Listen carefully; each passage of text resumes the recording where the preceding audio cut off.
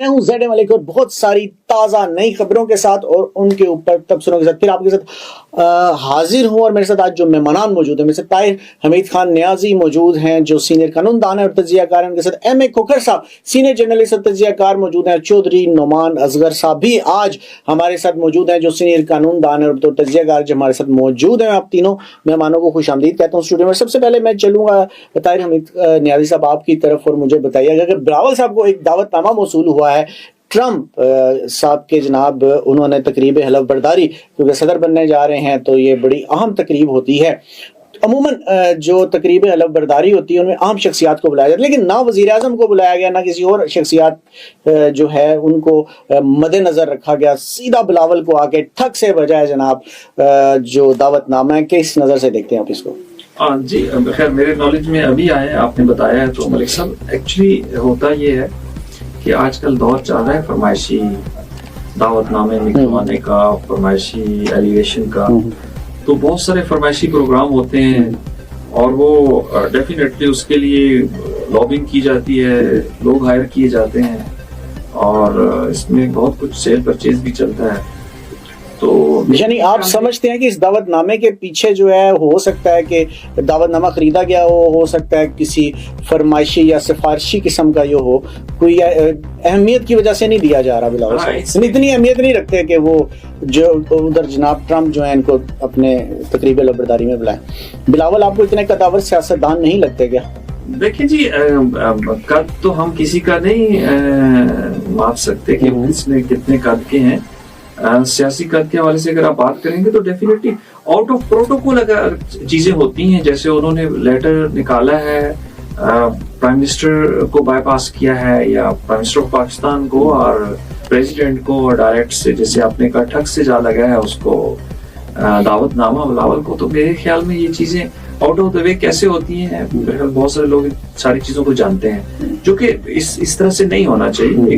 एक प्रोटोकॉल होता है, जब आप किसी भी नेशनल उस लेवल के लीडर्स को आप इनवाइट करते हैं तो उसका एक ऑफिशियल प्रोसेस है, उस प्रोसीजर को अडॉप्ट किया जाता है। मेरे नहीं ख्याल में कोई ऐसी तो यहाँ पर प्रोसीजर अडॉप्ट नहीं है। मैं आप इस वाले से क्या कहते हैं? आप समझते हैं कि इस तरह के दावतनामे जो हैं क्या वो अहमियत बताते हैं कि यार ये बड़ा सियासतदान है, देखें कितनी बड़ी तकरीब लबरदारी में अमेरिका जैसा मुल्क बुला रहा है, क्या समझते हैं कि इससे फर्क पड़ता है? ज़ेड मलिक साहब, मुझे तो यूं लगता है कि चूं प्रेसिडेंट ट्रम्प का जो हलफ बर्दारी है उसने शायद ये इनविटेशन मोहतरम जरदारी साहब को दी हो, जो कि वो भी पाकिस्तान का प्रेसिडेंट है, और जरदारी साहब जो है वो शायद ट्रैवल करने से गुरेज करते हैं, जिसकी वजह से उन्होंने इसको बिलावल को दावतनामा भेजा और वो बिलावल ही उसको पार्टिसिपेट करने के लिए जा रहा है। अगर दूसरी तरफ देखा जाए तो बिलावल का इतना कद तो नहीं है, ना वो इस काबिल है, या तो प्राइम मिनिस्टर जाता है या प्रेसिडेंट जाता है, ये तो मानने की बात है। या फिर दूसरी बात पे भी इस पे शक किया जा सकता है, जैसा कि अमेरिका में ये दावतनामे बेचे जाते हैं, हो सकता है कि बिलावल ने वो दावतनामा खरीदा हो, इस वजह से उसको दावतनामा मिला है। चौधरी साहब आप क्या समझते हैं? लॉबिस्ट कंपनियां भी होती हैं और लॉबिंग भी करती हैं, लॉबिंग का नतीजा है या बिलावल वाकई इतने बड़े सियासतदान हैं? जी बिल्कुल, मैं खोखर साहब की बात में एडिशन करना चाहूंगा कि जिस तरह इन्होंने कहा है कि अगर सीनियरिटी बेस पे होता तो अगर प्रेसिडेंट को मिला है तो मे बी उन्होंने भेजा हो। तो दूसरी बात यह है कि लॉबिंग फर्म तो 100% उन कंट्रीज में हैं जो कि पेड लॉबिंग फर्म्स होती हैं, जिनको हायर किया जाता है क्लोज होने के लिए, उधर की एस्टेब्लिशमेंट और उधर के जो पावर्स में लोग हैं उनके क्लोज होने के लिए इनको हायर किया जाता है। तो ये उसका भी नतीजा हो सकता है। तो अदरवाइज देखा जाए तो जिस तरह नेशन को जो रिप्रेजेंट करते हैं प्राइम मिनिस्टर करते हैं, तो ये उनका हक बनता था कि वो जाएं। अच्छा, तो अमित न्याजी साहब हमारे से और नई खबर है, वो ये है कि वज़ीर आला सिंध का जहाज, आपको पता है जो वज़ीर आला उनके पास जहाज की भी सहूलत होती है, तो उस पे कुछ सरकारी अफसरान थे जो फैमिली के समेत जिन्होंने जनाब सफ़र किया कराची जाने के लिए, और फिर मामला जो है वो आला काम के इल्म में आ गया और उन्होंने उसको मुअत्तल कर लिया। लेकिन क्या एक सरकारी अफसर के लिए ये मुमकिन होता है कि वो वज़ीर आला का जो त्यारा है बगैर इजाज़त के इस्तेमाल कर ले? ये तो बड़ी अलार्मिंग सी बात नहीं हो जाती? मेरे नहीं ख्याल में कोई ऐसा जो है वो इजाजत है کہ ایک عام بیوروکریٹ یا آفیشلس جو ہیں وہ بما فیملی جو ہے وہ اس کی باقاعدہ ایک میرے خیال میں اپروول ہونی چاہیے اور باقاعدہ ایک آفس سے ہونی تو چاہیے، لیکن یہاں ہوئی نہیں ہے اور انہوں نے سفر کر لیا ہے. تو یہ تو ایک بڑی سیکیورٹی پرپز کے لیے بھی بڑی خطرناک سی بات نہیں، کچھ بھی جا کے کوئی بھی بندہ جہاز میں کچھ فٹ کر کے آ جائے، کچھ ہو جائے، کوئی معاملہ ہو جائے. بالکل، یہ بالکل آپ نے صحیح فرمایا ہے کہ یہ چیز تو بالکل سیکیورٹی لیبس میں آتی ہے کہ جو ہے ہائی پروفائل یا وی وی آئی پی موومنٹ کے لیے جو آپ کے پاس جو بھی سورس ہے اس کو اگر ایک کامن مین یوز کر رہے ہیں without any approval, without any جو ہے وہ پرائر پرمیشن، میرے خیال میں یہ بڑا خطرناک چیز ہے. اسپیشلی تو ویسے پروٹوکول جو افسر تھے وزیر سندھ ہاؤس کے، ان کو بھی معطل کر دیا گیا ہے، اور دوسرے افسر جو ہیں جو سفر کر رہے ہیں ان کو آپ کس نظر سے دیکھتے ہیں؟ سر دیکھیں ملک صاحب، گزارش یہ ہے کہ یہ جو وزیر اعلیٰ کا طیارہ ہو گیا یا بیوروکریٹس کو جب گاڑیاں دی جاتی ہیں بیسیکلی یہ پبلک پراپرٹی، اور ہمارے ملک میں بدقسمتی یہ ہے کہ اگر کسی بیوروکریٹس کو گاڑی پیٹرول دی جاتی ہے تو وہ جسٹ یوز اس لیے کرتا ہے کہ وہ آفس سے گھر اور گھر سے آفس جائے، مگر ان کی گاڑیاں بازاروں میں شاپنگ کرنے جاتی ہیں، ان کے عزیز و کاروں وہ گاڑیاں آؤٹ آف سٹی لے کے جاتے ہیں، کوئی پوچھنے والا نہیں ہے. پہلے تو یہ چیز عام تھی، اس پہ کسی نے ایکشن نہیں لیا. اب یہ نئی خبر آ گئی ہے کہ وزیر اعلیٰ سندھ کا جو طیارہ تھا یا جس پہ وہ سفر کرتے تھے وہ ان کے عزیز و اقارب کو سفر کرنے کے لیے دیا گیا. اب دیا نہیں گیا، انہوں نے تو کوئی میرے خیال سے کوئی چکر ہی چلا کے لیا، وہ دیا تو انہیں نہیں جا سکتا. نہیں سر، ایسے چکر نہیں چل سکتا، یہ سوال ہی نہیں پیدا ہوتا. میں تو یعنی مل ملاپ کے سارا کام میں ہوا. تو یہ بھی کہوں گا کہ جیسے یہ وزیر اعلیٰ کو بھی پتا ہوگا، لیکن اب انہوں نے پروٹوکول آفیسر جو ہے یا ان کا سٹاف ہے ان کو معطل کر دیا، وہ کیا کہتے ہیں کہ پردہ ڈالنے کے لیے. لیکن یہ ہو ہی نہیں سکتا کہ وزیر اعلیٰ کی پرمیشن کے بغیر وہ طیارہ کوئی اور دوسرا لے کے چلا جائے. تو اسے ویسے تو پاکستان میں سب کچھ ممکن ہے، آپ سمجھتے ہیں کہ یہ بھی ممکن ہو گیا ہوگا؟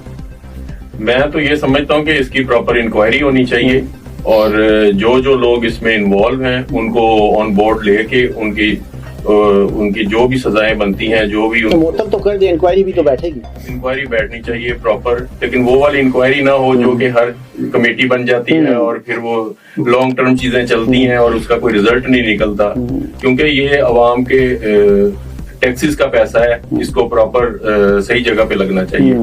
اچھا طاہر خان نیازی صاحب، ایک بڑی اچھی خبر عوام کے لیے جو سامنے آ رہی ہے وہ کہ اپریل میں پاکستان جو ہے اس جگہ سب سے سستی بجلی پیدا کرنے والا ملک بن جائے گا. آپ کو یہ نظر آتا ہے کہ یہ ممکن ہو سکتا ہے؟ دیکھیے یہ بڑی خوشائند بات ہے، اگر ایسا ہو جائے تو آپ کے پاس نیچرل ریسورسز کی بالکل کمی نہیں ہے. دیکھیں ویسٹ میں تو آپ کے پاس سولر انرجی سب سے بڑا سورس ہے، بگیسٹ سورس آف نیچرل جو سورس آف انرجی ہے وہ آپ کے پاس سولر انرجی ہے. اور اس کے لیے اگر آپ مینوفیکچرنگ کرنا شروع کر دیتے ہیں سولر پلیٹس کو پاکستان کے اندر، میرے خیال میں یہ پاسبل ہے اور یہ ہو جانا چاہیے. لیکن آئی ڈونٹ نو کہ یہ اس وقت باہر سے ہی منگوا رہے ہیں یا کوئی لوکل پروڈکشن ہے. یہ دیکھیں نا، ویس لغاری صاحب جو ہیں انہوں نے باقاعدہ اسمبلی میں اس کا بیان دیا ہے کہ یہ ہم جو ہے اس کو بالکل خود ساری پیداوار شروع کریں گے اور سب سے سستی بنائیں گے. کوکر صاحب آپ نے بھی دیکھی ہوئی ہے. جی ملک صاحب، اویس لغاری صاحب میرا خیال اس سے پہلے بھی منسٹر واٹر اینڈ پاور رہ چکے ہیں، ان کو کافی اچھا ایکسپیرینس ہے کہ قوم کو پاگل کیسے بنانا ہے. یہ صرف لوگوں کو خوش کرنے کے لیے سستی بجلی بنانے کا ایک انہوں نے سوچا چھوڑ دیا ہے، بٹ یہ ہوگا نہیں. آپ کو بالکل یقین نہیں ہے؟ مجھے کوئی یقین نہیں ہے، یہ صرف ایک سیاسی بیان ہے. تو سب اس کو آپ بھی اس کو سیاسی بیان سمجھتے ہیں اور آپ بھی سمجھتے ہیں؟ میں تو اس کو پازیٹیو وے سے دیکھوں گا. میں تو سیاسی بیان نہیں سمجھیں گے. میں تو یہ کہوں گا کہ خوشائند بات ہے کہ چلیں پازیٹیو باتیں ہو رہی ہیں، پازیٹیو وے میں چیزیں اگر چلتی ہیں، اور یہ کوئی بڑی بات نہیں ہے کہ اگر سولر انرجی کے پلانٹ پاکستان میں لگ جائیں تو اگر آلریڈی اتنی ڈیمانڈ میں ہیں چیزیں تو یہ ہونا چاہیے کہ جس میں کہ لوکل لوگوں کو بھی بینیفٹس ہوں اور چیزوں کے ریٹ، الیکٹریسٹی کا ریٹ کم ہو. آپ بالکل درست کہہ رہے ہیں. طاہر نیازی، مجھے یہ بتائیے گا کہ پریڈکشن لیتے ہیں آپ سے، آپ کو لگتا ہے کہ اس دفعہ کے جو ہمارے وزیر اعظم ہیں شہباز شریف صاحب, وہ اپنی 5 سالہ مدت پوری کریں. کیونکہ پاکستان میں آج تک ریکارڈ رہا ہے کہ جو وزیر اعظم ہوتے ہیں وہ مدت پوری نہیں کرتے. تو یہ والے وزیر اعظم جو ہمارے ہیں, کیونکہ اس وقت تک اسٹیبلشمنٹ کی بھی پوری آشیرواد انہیں حاصل ہے, اور فی الحال انہیں تو دیکھ کے تو یوں ہی لگتا ہے کہ ان کے لیے راوی چین ہی چین لکھتا ہے, اور ان کے جو اپوزیشن پارٹی ہیں جیسے پی ٹی آئی وہ ساری زیر عتاب ہیں. تو آپ کو لگتا ہے کہ اس دفعہ وہ ٹائم پورا کر جائیں گے؟ ملک صاحب, انفارچونیٹلی ہمارے آپ نے بڑا کہا کہ یہ نہیں ہوا, کبھی بھی ٹینیور پورا نہیں ہوا. پورا ڈیموکریٹک پروسیس جو ہمارا ہوتا ہے after 5 years election, general election, مجھے میرے خیال میں نظر نہیں آتا. آپ کو نظر نہیں آتا؟ لکھا ہوا ہے کہ یہ نوشتہ دیوار بھی یہ نہیں ہے, اور آپ کو بھی نہیں لگتا کہ یہ پورا کریں گے؟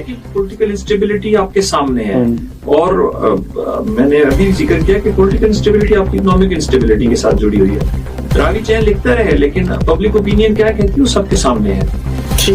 آپ کے بہت زیادہ مسائل ہیں. ٹھیک ہو گیا, یہی سوال لے کے چلیں گے ہمیں کھوکھر صاحب کی طرف, لیکن اس سے پہلے ہم لیں گے چھوٹا سا بریک, اور بریک کے بعد حاضر ہوتے ہیں.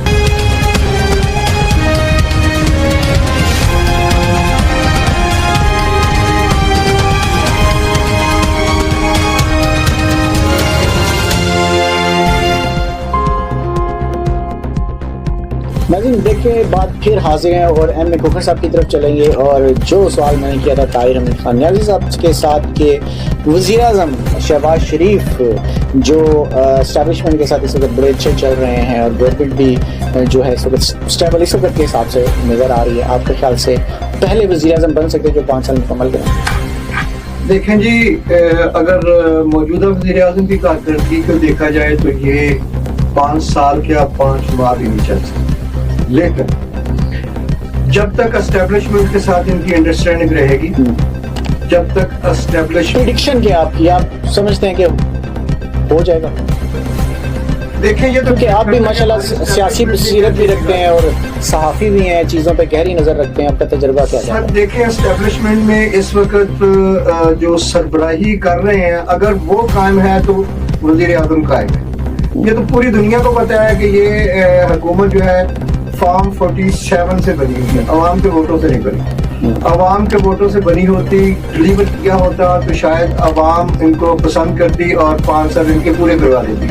یہ تو حکومت ہی ایک چور رستوں سے آئی ہے, اور کس وجہ سے آئی ہے, کون حکومت کروا رہا ہے, یہ ساری دنیا کو پتا ہے. ٹھیک ہے, تو اس وجہ سے یہ میں کہہ سکتا ہوں کہ اگر اسٹیبلشمنٹ ان کے ساتھ جب تک انڈرسٹینڈنگ رکھتی ہے, وزیر اعظم رکھے گی, یہ تو وقت بتائے گا. آپ نہیں بتا رہے, آپ بالکل چھپا رہے ہیں. آپ کا تجربہ کیا کہتا ہے؟ میرا تجربہ تو یہ ہے کہ پاکستان میں رات کو سوئے تو صبح کچھ اور ہوا ہوتا ہے.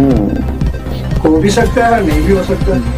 پاکستان میں بات جو ہے نا, وہ پاکستان اتنی غیر یقینی صورتحال سے نبرد آزما ہوتا رہتا ہے. آپ جس طرح کھوکھر صاحب کہہ رہے ہیں دن کو اور صبح, اور آپ کیا سمجھتے ہیں 5 سال پورے ہوں گے؟ ملک صاحب, اگر تو پاکستان کی 70 سالہ 78 سالہ اگر ہم اس کی ہسٹری کو دیکھیں تو یہ پاسبل نہیں لگتا.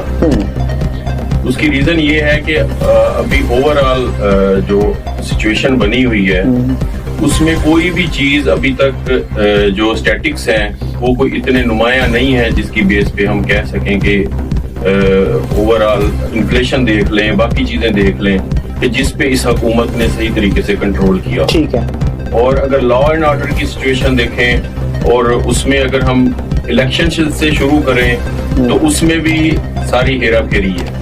تو 47 45 کیا کچھ ہوا ہے اس میں بھی آپ کے سامنے سچویشن ہے. ٹھیک ہے, تو یہ کچھ مفادات ہیں یا کہہ لیں کچھ چیزوں کو سپریس کر کے چلایا جا رہا ہے سسٹم کو, تو یہ کب تک چلے گا اس کا فیصلہ تو وقت ہی کرے گا. ٹھیک ہو گیا, آپ نے بھی وقت پہ فیصلہ چھوڑ دیا اور بتانے سے گریز کیا. میں نیازی صاحب آپ کی طرف چلوں گا اور میں یہ پوچھوں گا کہ آپ مجھے اس وقت جو پاکستان کا سب سے زیر بحث آنے والا جو موضوع ہے, کیونکہ ہم جہاں بھی جاتے ہیں لوگوں کا پہلا سوال یہی ہوتا ہے عمران خان صاحب کب یہاں پہ. یہی سوال میں آپ کی کورٹ میں پھینکتا ہوں کہ آپ کیا کہتے ہیں. دیکھیں جی, ساری دنیا کو پتہ ہے کہ یہ ایک پولیٹیکل میڈیکل وکٹمائزیشن چل رہی ہے. ٹھیک ہے. جو کیسز ہیں وہ زیادہ کیا 100% بوگس ہیں. ابھی یہی کیسز جو نیچے جس میں جو ہے خان صاحب کو سزا یافتہ کر رہے ہیں, آگے ہائی کورٹ میں ان کیسوں میں اڑ جانا ہے, ختم ہو جانا ہے. تو میرے آپ کب تک رہا ہوتے دیکھ رہے ہیں یا نہیں دیکھ رہے, کیا سمجھتے ہیں؟ زیر عتاب رہیں گے یا نہیں؟ میں سمجھتا ہوں کہ چیزیں بہت بدل چکا ہے سینیریو, اور اس وقت ارباب اختیار بھی ریئلائز کر چکے ہیں. میں سمجھتا ہوں کل جو ہے چیف صاحب کی جو اسٹیٹمنٹس تھیں, میرے خیال میں ان کو ریئلائز ہو گیا ہے کہ شاید ہماری طرف سے بھی کچھ کمی کوتاہی ہوئی ہے یا غلطی ہوئی ہے, جس کو وہ کہہ رہے ہیں. کب تک رہا؟ میرے خیال میں خان صاحب جلد باہر آنا. جلد کتنا جلد ہو سکتا ہے؟ کوئی ہمارے ناظرین کے لیے کچھ ایسا بتا سکتے ہیں؟ میں کوئی یہ کیسز پہ آپ حتمی تاریخ مت دیں, اگر آپ کو پتا بھی ہے تو آپ بات دیں, لیکن کوئی بھی نہیں دے سکتا. اچھا, کوئی اندازاً آپ کہیں کہ اس اتنے ٹائم میں چلیں اوپر نیچے تھوڑا سا کر کے؟ ایکچولی دیکھیں, خان صاحب کہہ رہے ہیں کہ مجھے جو ہے وہ کورٹس کے تھرو جو ہے وہ رہائی چاہیے. میں نے جو کورٹس کے فیصلے ہوں گے میں نے اس کو وہ کرنا ہے. تو ریلیف, ایگزیکٹو ریلیف کہیں سے بھی کسی وقت بھی وہ ہو سکتا ہے, اور میرے خیال میں وہ کسی وقت کب تک ہو سکتا ہے اندازاً؟ 1 سال, 6 مہینے, 2 مہینے, 10 دن؟ میرے خیال میں بہت جلد ہوگا انشاءاللہ. وہ دنوں کی بات ہے, ہفتوں کی, مہینوں کی, سال کی؟ اس میں دنوں سے مہینوں میں جا سکتا ہے. دنوں سے مہینوں میں, سالوں میں نہیں جا سکتا. 2025 کو پھر بڑی آپ امپورٹنس دے رہے ہیں, اس کا مطلب 2025 کے کسی بھی مہینے میں خبر آ سکتی ہے پی ٹی آئی والوں کے لیے. اچھا, مطلب آپ پورے یقین کے ساتھ کہہ رہے ہیں اپنے پورے تجربے سے. کھوکھر صاحب, یہ تو جو ہیں نیازی صاحب, انہوں نے تو 2025 کو عمران خان صاحب کی رہائی کا سال قرار دے دیا. آپ کیا کہتے ہیں؟ ملک صاحب, میرا خیال ہے میرے معزز ایڈوکیٹ صاحب کو پتہ ہے یہ 2025 ہی چل رہا ہے. ٹھیک ہے, لیکن جنوری ہے, فروری بھی آ جائے, مارچ بھی آ جائے. بات یہ ہے کہ جہاں تک میری سوچ کام کرتی ہے, بالکل میں ان کی ایک بات سے اتفاق کرتا ہوں کہ عمران خان جو ہے وہ یہ سوچ رہے ہیں کہ میں بغیر کسی ڈیل کے, بغیر کسی اور رستے کے رہائی کی بجائے میں عدالتوں سے فیصلہ لے کے رہا ہو کے باہر آؤں. اچھی سوچ ہے ان کی. آپ اس چیز کو بھی مد نظر رکھیں کہ ہماری عدلیہ جو ہے اس کی بہت ساری مجبوریاں ہیں. اگر سٹرانگ فیصلے عدلیہ مضبوط ہوتی, آپ کو بھی پتا, ساری دنیا کو پتا ہے, عدلیہ کی بہت ساری مجبوریاں ہیں. کچھ تو سیاسی اپائنٹمنٹ ججز ہیں, کچھ ویسے ہی ججز جو ہیں وہ فیصلہ تو اپنے ضمیر سے کر لیتے ہیں, مگر فیصلے کرنے کے لیے آپ سمجھتے ہیں کہ عمران خان صاحب باہر نہیں آ رہے؟ جو میں آپ کی بات کو سمجھ رہا ہوں, نہیں, آج 2025 میں کبھی آ سکتے, آ کیسے سکتے ہیں؟ آپ نے ہمیں بیچ میں نہیں پھنسانا. آپ کے تجربے سے ہم نے فائدہ اٹھانا. آج عدلیہ سٹینڈ لے لے, جو بھی طاقتور جو, لیکن یہ تو اگر مگر میں بات چلے گی نا. مگر کی بات نہیں ہے, بات یہ ہے اصل میں ہونا بھی یہی چاہیے. آپ باہر آتے دیکھتے ہیں, سٹینڈ لے لے تو عمران خان باہر آ سکتا ہے. آپ باہر آتے کیونکہ عمران خان کے خلاف سیاسی مقدمے ہیں, اس نے کوئی ایسا کرمنل جرم نہیں کیا ہوا جس کی وہ سزا کاٹ رہا. آپ سمجھتے ہیں, میں یہ کہوں گا کہ میں ان کی وکالت نہیں کر رہا. ٹھیک ہو گیا. اب بات یہ ہے کہ دوسری طرف عمران خان کی ڈیل کی باتیں ہو رہی ہیں, اور عمران خان کے ساتھ ڈیل کر کے بھی اس کو رہا کرنے کے لیے کئی پلان پروگرام ہوئے ہیں, لیکن عمران خان نے صاف کہہ دیا کہ میں کنڈیشنلی ڈیل نہیں کروں گا. اگر وہ کنڈیشنلی ڈیل نہیں کریں گے تو میں نہیں سمجھتا کہ عمران خان باہر آئے گا.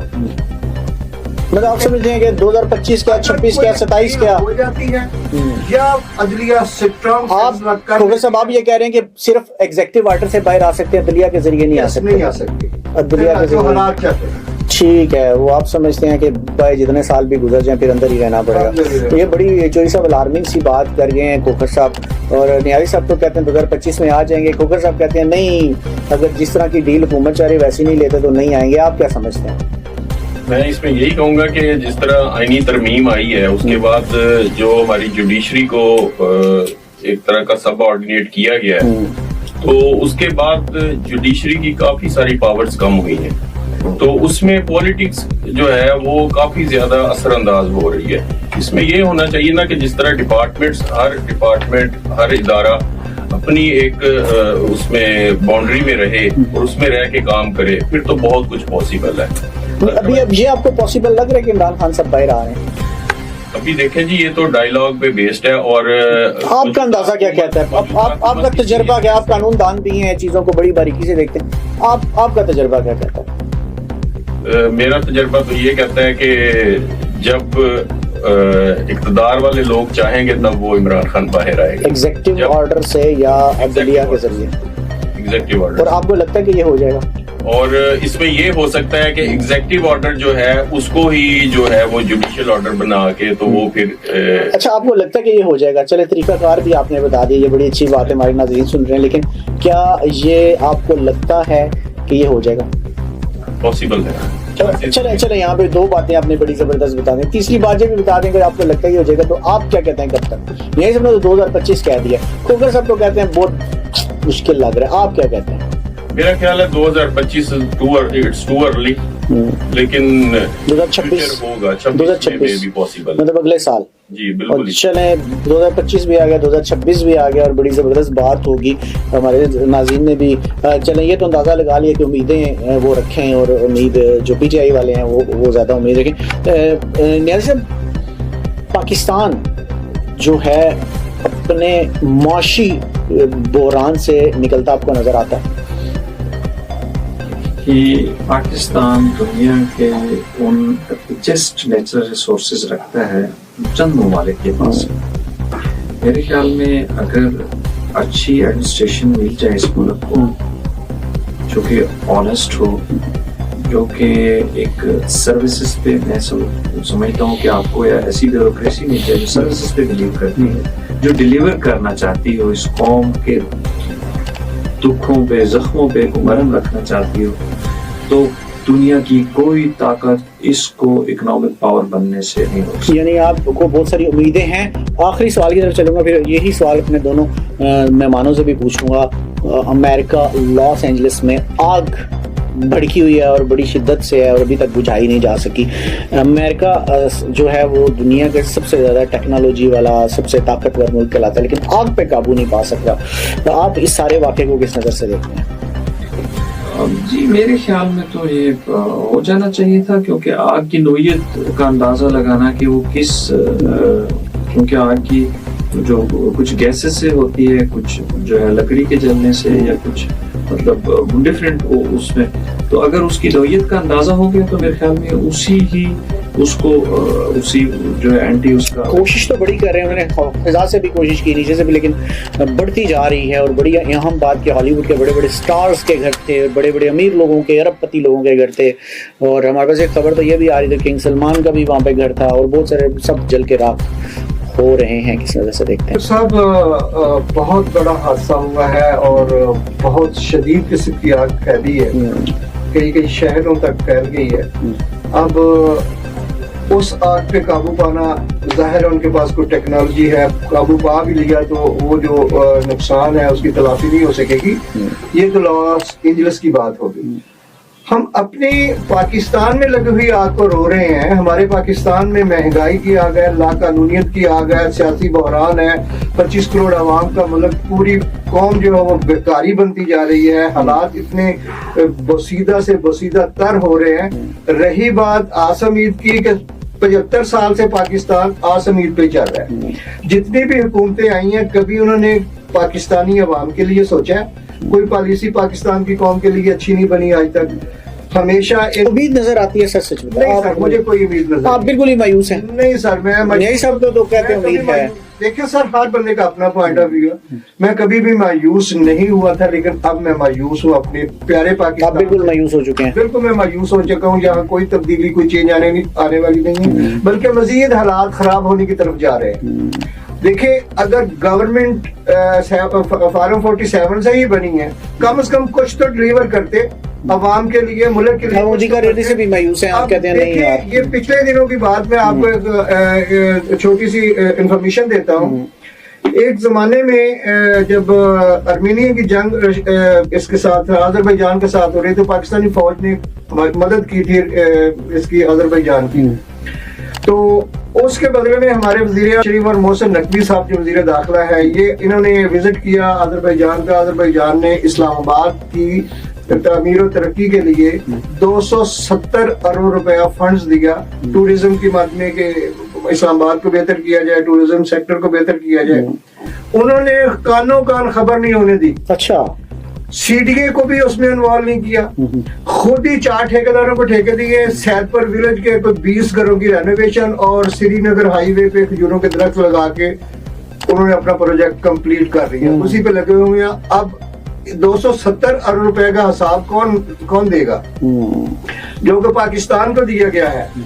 اور وہ 270 ارب روپیہ جس جگہ پہ خرچ ہو رہا ہے, حالانکہ اتنی بڑی اماؤنٹ سے پورے اسلام آباد کی ترقی ہو سکتی ہے, لیکن وہ جسٹ کر کے آ رہے ہیں سید پور ولیج کے 20 گھر اور جو کشمیر ہائی وے ہے یا سری نگر ہائی وے ہے اس کے درمیان کھجوروں کے درخت لگا کے. تو جس ملک میں یہ حالات ہوں وہ کیسے ترقی کرے گا؟ یہ سب کیا کہتے ہیں, بہت مایوس ہیں کھوکھر صاحب, انہوں نے اتنی بڑی بات بھی بتائی, کیا کہتے ہیں؟ میں تو اس میں یہی کہوں گا کہ always hope for the best. آپ بھی نیازی صاحب کے ساتھ جائیں گے, نیازی صاحب کو امید ہے, نیازی صاحب کہتے ہیں ریسورسز والا ملک ہے, ہو سکتا ہے سب اچھا ریسورسز والا ملک ہے. اور بات وہی ہے ایڈمنسٹریشن کی اور سنسیئرٹی کی اور کرپشن ایلیمینیٹ نہ ہو تو منیمائز ہو, اور اس میں کوئی اکاؤنٹیبلٹی ہو, اور اس کے علاوہ لا لیسنس نہ ہو. اوور آل جو ہمارا کانسٹیٹیوشن کہتا ہے, جو ہماری ریٹن بکس ہیں اتنی قانون کی, ان کے مطابق اگر سسٹم چلے تو دنوں میں بہتری ہو سکتی ہے. ادروائز تو پھر یہ دیکھیں, آپ کے سامنے سچویشن ہے کہ اگر اسی طرح ہر ادارہ اپنا زور لگائے گا اور چیزوں کو اپنی طرف کھینچے گا تو کوآپریشن نہیں ہوگی, اور جب بھی کوئی جماعت اپوزیشن میں آئے گی تو اس کو دیوار کے ساتھ لگا. بالکل ٹھیک, بالکل ٹھیک, سب کچھ پھر بالکل ٹھیک. لمبا پروسیس. نانی جوہری صاحب نے بھی بات کی, انہوں نے کہا کہ جو سسٹمز ہیں وہ کامیابی کے لیے بڑے ضروری ہیں, اور انفرادی جو ہے وہ کوشش جو ہوتی ہے وہ اتنا زیادہ کامیاب نہیں جتنا زیادہ سسٹم ہم کامیاب ہونے کی گارنٹی دیتے ہیں. اور ہجوم جو ہیں وہ کبھی بھی کامیابی کی نوید نہیں بلکہ قومیں ہمیشہ ترقی کرتی ہیں, اور ہمیں قوم بننا پڑے گا اگر ہم نے سارے گرداب سے نکلنا ہے, اور ملک کے لیے اگر ہم نے اچھا سوچنا ہے تو پھر ہمیں قوم بننا پڑے گا, ورنہ کچھ بھی ممکن نہیں ہو پائے گا. اگلے پروگرام تک کے لیے اجازت دیجیے گا.